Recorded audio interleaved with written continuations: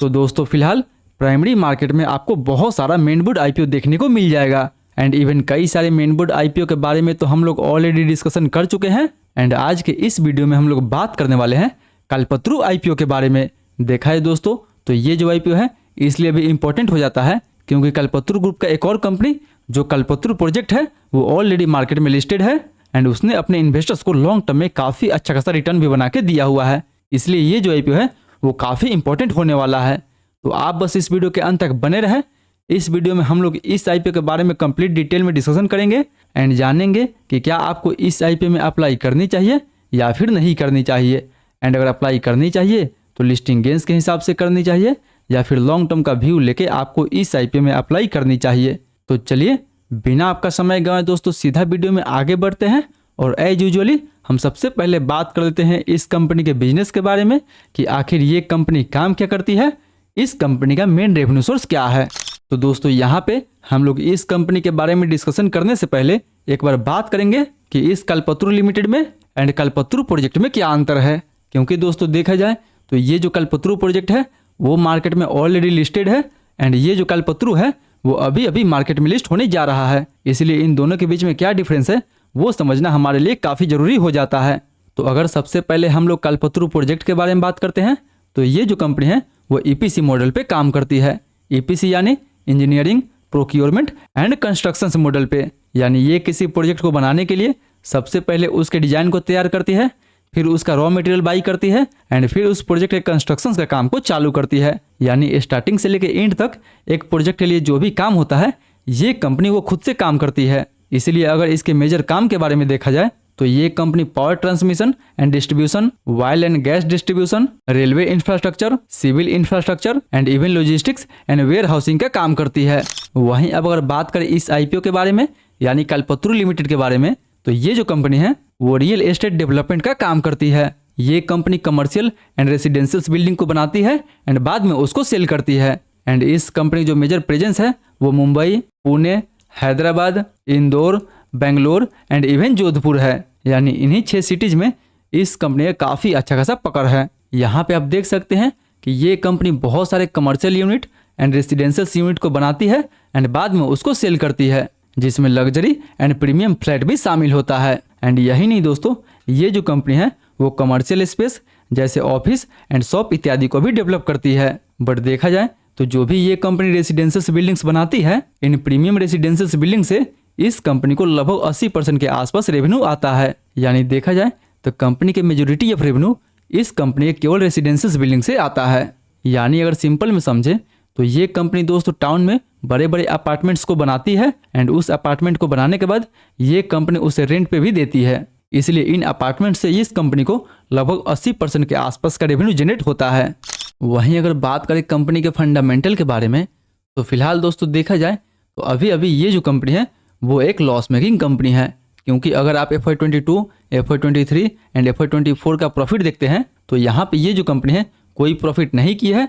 हर साल ये जो कंपनी है वो एक लॉस मेकिंग कंपनी बनी है। बट अगर FY25 के थर्ड क्वार्टर तक देखा जाए तो FY25 के थर्ड क्वार्टर तक ये जो कंपनी है लगभग 5 करोड़ के आसपास का प्रॉफिट जनरेट कर चुकी है। बट स्टिल दोस्तों FY25 के एक क्वार्टर का अभी भी रिजल्ट बाकी है, इसलिए हमें इस नंबर पे बिल्कुल भरोसा नहीं करनी चाहिए। एक बार इसका Q4 का रिजल्ट आ जाएगा उसके बाद हम डिसाइड करेंगे कि ये जो कंपनी है वो एक प्रॉफिट मेकिंग कंपनी है या फिर एक लॉस मेकिंग कंपनी है। बट अभी के लिए हम लोग इस कंपनी को एक लॉस मेकिंग कंपनी मान के ही चलेंगे क्योंकि FY24 में ये जो कंपनी थी वो एक लॉस मेकिंग कंपनी थी।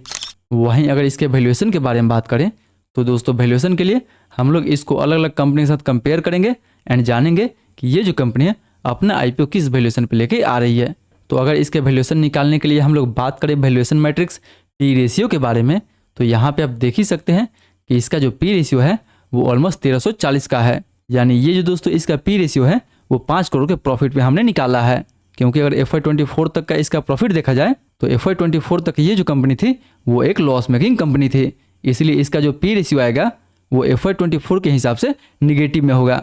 बट अगर आप FY25 के थर्ड क्वार्टर तक देखते हैं तो थर्ड क्वार्टर तक ये जो कंपनी है वो लगभग 5 करोड़ के आसपास तक प्रॉफिट जनरेट की है। इसीलिए अगर इस प्रॉफिट में हम लोग इसका पी रेशियो निकालते हैं तो इसका जो पी रेशियो होगा वो ऑलमोस्ट 1340 के आसपास होगा, जो कि काफ़ी हाई है। इसके पीर ग्रुप के हिसाब से भी एंड इसके कंपटीटर के हिसाब से भी। क्योंकि यहाँ पे अगर आप ओबरॉय रियलिटी का पी रेशियो देखते हैं तो वो लगभग 35 के आसपास है, लोधा का पी रेशियो लगभग 90 के आसपास, जबकि अगर गोदरेज प्रॉपर्टीज का देखते हैं तो वो भी लगभग 92 के आसपास है। यानी दोस्तों इसका जो पी रेशियो है वो काफ़ी हाई है।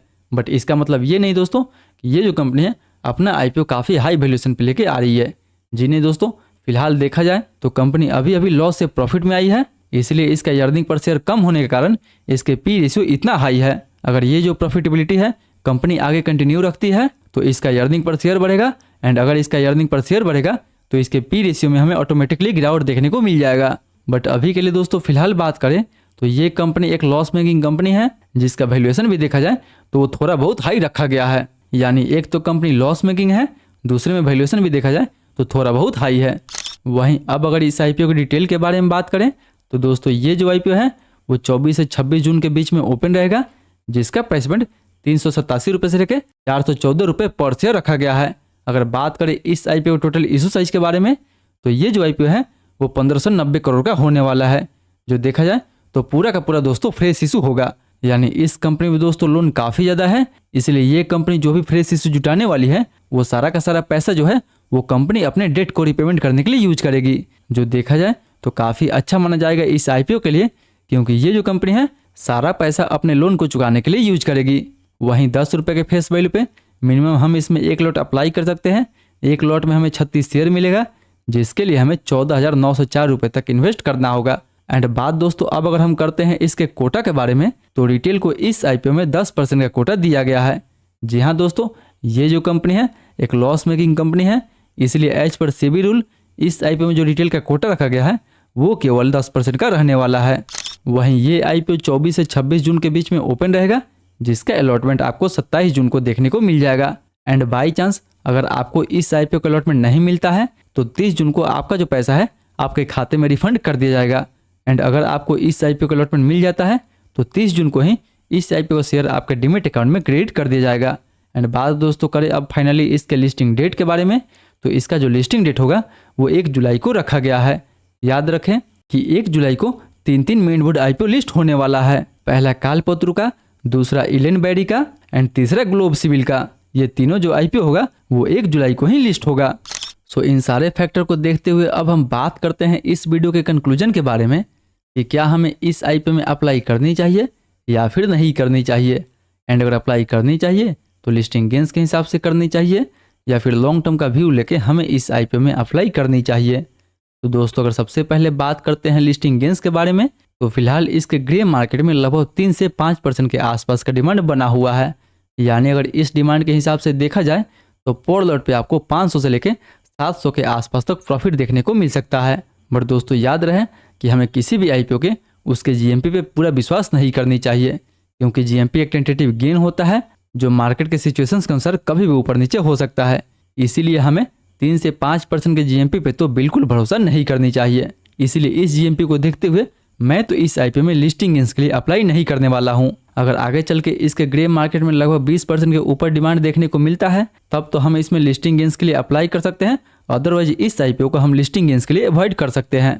बट वहीं बात करें कि क्या हमें इस आईपीओ में लॉन्ग टर्म के लिए इन्वेस्ट करनी चाहिए या फिर नहीं करनी चाहिए, तो दोस्तों मुझे नहीं लगता है कि हमें इस आईपीओ में लॉन्ग टर्म के लिए भी जाना चाहिए, क्योंकि ऑलरेडी ये जो दोस्तों कंपनी है वो एक लॉस मेकिंग कंपनी है। एंड देखा जाए तो फिलहाल इस सेक्टर में आपको कंपटीशन भी काफ़ी ज़्यादा देखने को मिल जाएगा। ऑलरेडी मार्केट में कई सारे इसके कंपटीटर हैं जो इसके मुकाबले काफ़ी अच्छा खासा मार्केट शेयर अपने पास रखता है।